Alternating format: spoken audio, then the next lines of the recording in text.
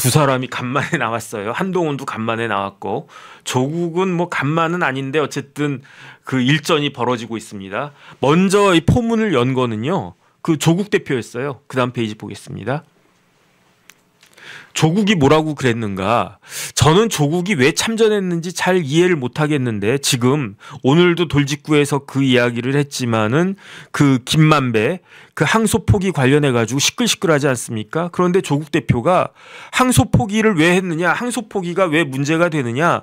김만배 추징금 6,111억이 날아가기 때문에 문제가 되는 거 아니냐? 그런데 내가 형법 교수인데 당신들 우리 국민들이 무지해 가지고 잘 몰라서 그러는데 어차피 추징이 안 되는 거야. 그렇게 이야기하면서 뭘 이야기했느냐? 부패재산 몰수 특례법이 있거든요. 부패재산 몰수법이라고 하는데 그 6조에 6조를 갖다가 봐야 돼. 근데 당신들 그거 모르지. 그러니까 항소 포기한 게 잘못된 게 아니야. 이렇게 이야기를 갖다가 하는 거예요. 그래서 보면은 저기 두 번째 패러그래프 맨 끝에 그 부패재산 그 특례법 6조가 있다. 여기에는 범죄 피해 재산으로서 즉 다음에 제가 읽는 겁니다.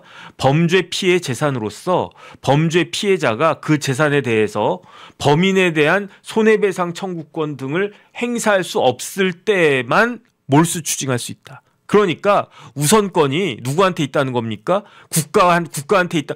추징하는 건 국가가 하는 거거든요. 추징하는 건 법무부에서 하는 겁니다. 그런데 법무부가 추징하는 것보다 우선권이 어디에 있느냐? 그거는 범죄 피해자에게 우선권이 있는 거다. 그렇게 이야기를 하면서 그런데 피해자가 어차피 뭐 김만배한테 피해자가 손해배상 청구하면 되는 거니까 이번에 법무부가 뭐 그 장관은 뭐 아니라고 이렇게 발뺌하던데 검찰에서 항소 취하해 가지고 추징하지 못하게 된다고 하더라도 그거는 문제가 없다는 취지로 정치인이 된 후 법학교수 출신 티를 안 내려고 애썼던 서울대 법대에서 형법을 가르쳤던 조국 전 대표가 저렇게 이야기를 하는 겁니다.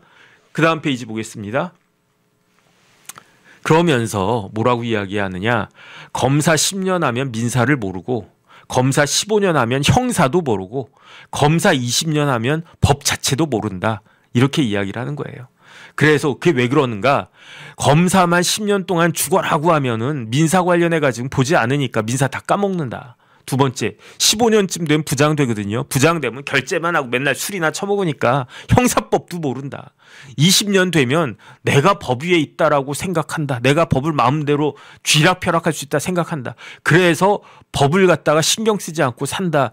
이런 식으로 이야기를 하는데 아무리 그래도 그렇지 서울대 법대에서 형법 가르쳤던 교수님이 저런 이야기하면 되겠습니까? 그 다음에 옛날하고 달라요. 지금은 형사법도 민사법하고 굉장히 밀접하게 연결돼 있습니다. 왜냐하면 사기죄, 금융범죄 이런 것들은요. 민법 법리 같은 것들 그게 굉장히 같이 연결되어 있어서 이게 사기인지 아닌지 보려면 이게 민사법적으로 소유관계나 여러 가지 계약관계들을 봐야 되는데 그러면 검사가 뭐 도둑놈이나 때려잡는 검사라고 하면 그게 말이 되지. 그런데 지금 그게 아닌데 진짜 도대체 언제적 이야기를 하는 건가. 저는 그런 생각 듭니다. 그 다음에 부장이 사인만 한다라고 하면 법을 갖다 까먹습니까? 그러면 교수가 조교한테 다 시키면 자기 전공 분야에 대한 지식 다 날아갑니까? 그 다음에 이런 말씀까지는 그렇지만 지금 대한민국에 법 위에서 살고 있는 사람들이 있어요. 제가 봤을 때. 누가 그렇게 살고 있습니까? 국회의원들이 그렇게 살고 있잖아요. 그 다음에 마음에 안 들면은 법을 만들잖아. 법을 변경해 버리잖아. 위인 설법하잖아. 이진숙이 그렇게 마음에 안 드니까 이진숙이 안 나가네. 근데 내보낼 수 있는 방법이 없네. 찾다 못해가지고 어떻게 합니까? 법을 갖다가 그냥 만들어 버리잖아요. 그 다음에 지금 어제도 며칠 전에 말씀드렸지만 1심 부장판사가 걱정한 게 뭐냐. 야 지금 민주당 하는 걸 봤더니 그 업무상 배임죄를 폐지해 버릴 수도 있겠네. 그것만 하지 말아주세요. 부장판사가 그렇게 이야기하는 겁니다. 그런데 지금 뭐 20년짜리 검사해봤자 20년 검사하면 뭐가 됩니까? 그래봤자 한 차장 정도 될 거고 검사장 되려면 몇 년 더 있어야 되고 그런데 그 사람들 뭐 힘이 있습니까? 노만석 보세요. 노만석 그냥 눈치 이렇게 막 보면서 내가 용 빼는 재주가 어딨냐? 응? 내가 용산과 법무부와의 관계를 고려할 수밖에 없었다. 그 이야기 하는데 뭐 그런 사람들이 뭐 법을 갖다가 쥐락펴락하나.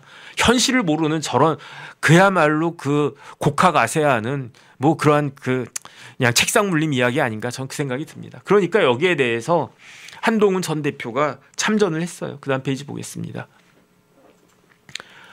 먼저 몰수가 뭐냐면요. 이게 형법에 나와 있는데 범죄 행위에 제공했거나 제공하려고 한 물건, 범죄 행위로 인해서 생긴 물건, 이건 수익이잖아요. 내가 범죄를 딱 저질러서 사기를 쳤어. 100억이 나한테 딱 생겼네. 이러면 어떻게 합니까? 내가 사기를 쳐가지고 아주 비싼 고가의 핸드폰을 갖다 제가 얻었어요. 그런 것들은 몰수해야 되는 거고, 내가 사기를 쳐가지고 그 뭐 캄보디아 같은 데 가가지고 막 스캠 범죄해가지고 돈을 100억을 벌었어. 그건 어떻게 하는 겁니까? 그거는 2항에 보면 몰수할 수 없을 땐 추징한다 이렇게 딱 되어 있는데, 그 다음 페이지 보겠습니다. 조국 전 교수가 말씀하신 것처럼 부패재산 몰수법이라고 하는 게 생겨가지고 6조에 아까 읽어드린 바와 마찬가지로 범죄 피해자가 손해배상 청구권 등을 행사할 수 없을 때 몰수 추징할 수 있다. 그 이야기는 뭐냐면 범죄 피해자가 손해배상 청구권 등을 행사해서 피해 회복이 가능하면 몰수 추징할 수 없다는 이야기잖아요. 다시 한번 말씀드리면 그 프라이어리티는 우선권은 피해자한테 있는 거고 국가는 그 다음에 있는 거다. 그런데 조국 교수의 주장은 뭐냐면은 지금 대장동 사건 관련해서 피해자는 성남도시개발공사인데 성남도계공이 충분히 피해 회복할 수 있는 거 아니야? 그러니까 추징 못했다라고 해가지고 문제 삼는 건 말이 안 되는 거 아니야? 이런 주장인데, 여기에 대해서 한동훈 전 대표가 뭐라고 이야기했느냐. 그 다음 페이지 보겠습니다. 교수 조국을 알던 사람은 헛웃음이 나올 것 같습니다. 뭐 긴 말 안 하겠습니다. 그러면서 교수 티 안 내겠다고 뭐 그렇게 이야기했는데, 그런데 그 뭐 무식하다는 이야기까지 썼나? 뭐 어쨌든 그렇습니다. 그 다음에 조국 교수가 이렇게 그 부패재산 몰수법 6조를 그 들면서 우겼는데 한동훈은 뭐라고 이야기했느냐. 조국이 판결문 못 봤을 거다.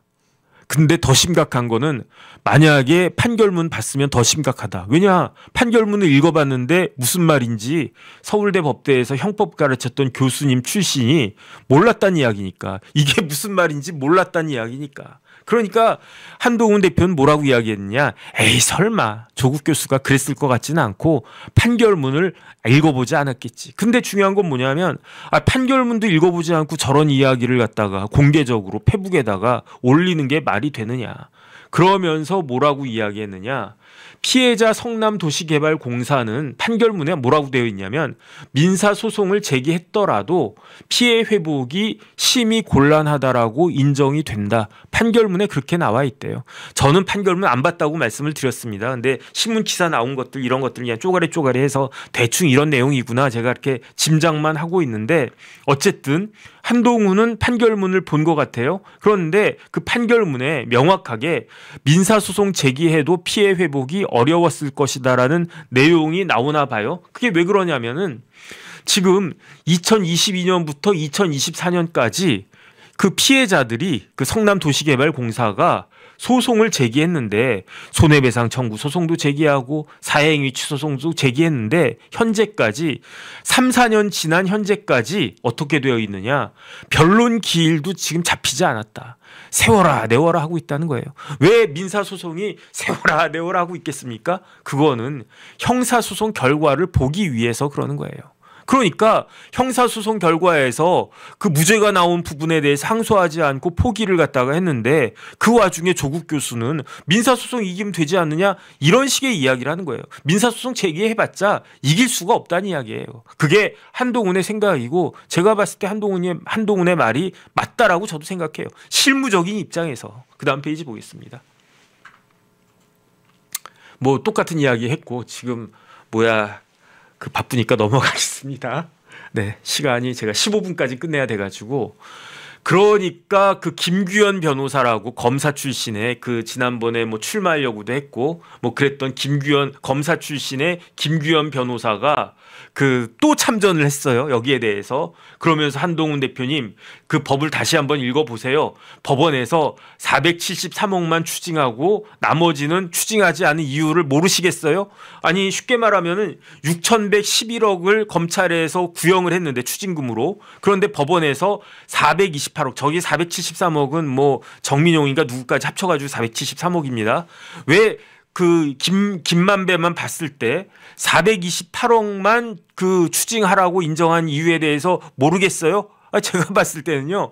왜 6,111억에서 428억만 그 추징이 됐느냐, 인정이 됐느냐? 그거는 세계 범죄가 무죄가 나왔기 때문 아니겠습니까? 뇌물죄.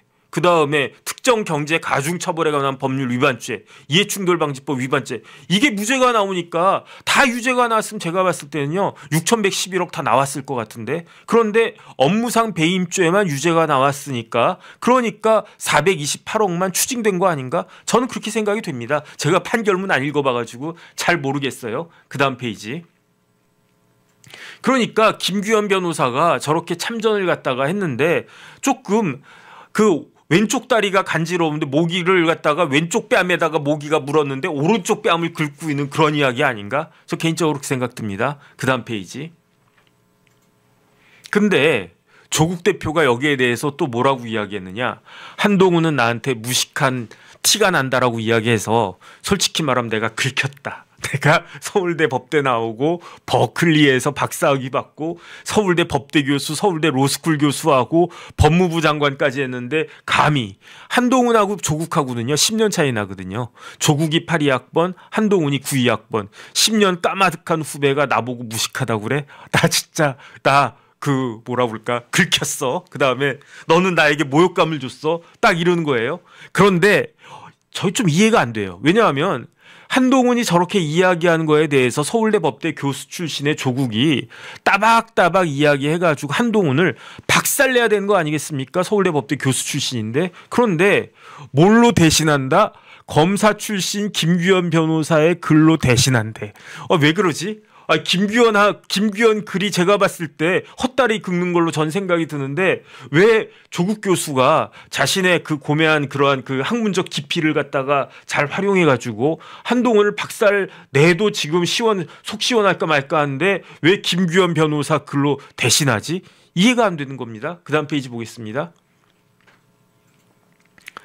그 앞에 걸로 좀 보여주세요. 앞에 걸로. 그러면서 저게 김규현의 글인데 PS 사족해가지고 최근 장혜영 전 의원과 TV 토론하신 거 봤습니다. 자신 있으면 저랑도 한번 하시죠. 그러니까 김규현이 한동훈 보고 한판 뜨자 그 이야기를 한 거예요. 근데 솔직히 말하면 김규현이 누군지 아시는 분 손들어 보세요. 저는 조금 옛날에 저 정법전 TV에서 뭐 한번 얼핏 말씀드리고 그랬던 기억이 나서 저 사람이구나 그 기억이 나는데 김규현 아는 사람이 누가 있습니까? 그런데 제가 한동훈이라도요. 김규현 비켜. 급이 안 맞아 급이. 어디서? 그러면 김규현은 만약에 한동훈하고 딱 둘이 매치가 딱 만들어지면 그러면 뜨는 거지. 빅매치가 되는 거지 김규현한테는. 그러면서 정치적 무게가 확 올라갈 텐데 저는 솔직히 말하면요 한동훈이 장혜영하고 TV 토론하는 것도 조금 이상하다고 생각을 했어요. 무슨 굳이 장혜영하고 토론을 갖다가 하냐? 제가 보지는 않았는데 뭐 한동훈 대표가 장혜영 그 전 의원을 조금 뭐 이렇게 잘 그랬다는 이야기는 제가 얼핏 들었는데 그때 뭐죠? 새벽 배송 관련해 가지고 뭐 장혜영 정도하고 저 이야기를 갖다 한동훈이 하나 그 생각을 했는데 그 다음 페이지 보겠습니다. 저거 보니까 조국이 뭐라고 이야기했냐면 조국 대표가 김 변호사가 1대1 토론을 원하고 있으니까 그러니까 한씨라고 했어요. 한씨는 김 씨하고 같이 김규현 변호사와 같이 토론 한번 해보세요. 근데 저는 이것도 또 말이 안 된다고 생각을 해요. 급이 맞아야지.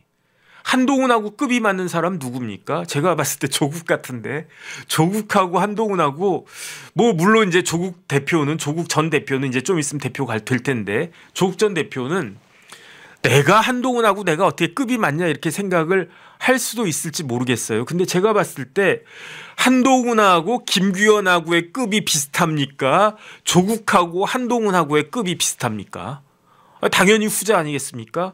그러니까 저는 조국 대표하고 이 사안에 대해서 조국과 한동훈은 한 명은 학계를 대표하는 서울대 법대 교수 출신으로서 한 명은 검찰을 대표하는 법무부 장관 출신으로서 물론 조국도 법무부 장관 했지만 한번 이론과 논리로 딱 뭐 KBS 같은데 딱 나가가지고 한번 제대로 된 TV 토론 한번 했으면 좋겠어요. 진짜로. 그럼 막 시청률 쫙 올라갈 거야. MBC도 상관없어. KBS도 상관없어. 정할 데 없으면요. 정법전 TV 나오세요. 제가 비켜드릴 테니까. 그러니까 저는 그 두 분이 이렇게 딱 TV 토론하면 아주 고급지고 또 그 다음에 또 뭐 인물도 다 좋고 그 다음에 대한민국의 아주 그냥 셀럽들 아닙니까? 한번 좀 격조 높은 토론 한번 했으면 좋겠는데 김규현하고 하라고 하지 말고 본인이 직접 참전하세요. 왜? 만약에 그 다음에 조국이 한동훈 보고 야 TV 토론하자 그러면 한동훈이 뺄 수 있겠습니까? 그러니까 한동훈한테 조국은 이야기하세요. 야 우리 TV 토론하자. 너 나보다 10년이나 후배잖아. 이러면서 그 다음 페이지 보겠습니다. 그런데 중요한 건 뭐냐면 이게 부패 방지 그 부패 범죄 몰수법에 따라 가지고 그 검찰이 대한민국이 국가가 법무부가 추징하고 몰수할 수 없는 건 뭐냐면 피해자가 민사소송 해가지고 이걸 다 빼먹을 수 있을 때 다 피해가 회복될 수 있을 때 몰수 추징이 안 되는 건데 그런데 대장동 범죄 수익 환수가 가능하겠느냐 가당하기나 하겠느냐 그 다음 페이지 보겠습니다. 자, 검찰이 구형한 게 추징금이 유동규, 김만배 보세요.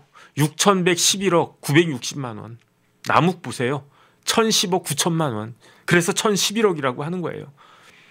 정민용 37억 2,200만 원. 정민용 빼고는요. 김만배도 몇 퍼센트 인정이 된 건가?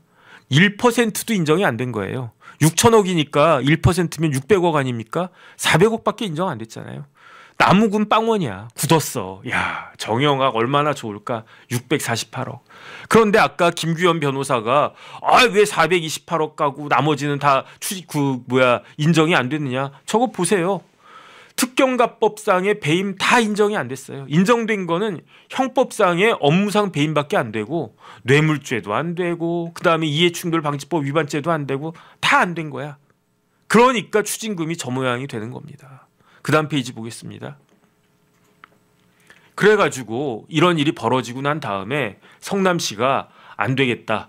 검찰에 대해 검찰이 항소 포기했는데 성남시라도 민사소송해야 되겠다.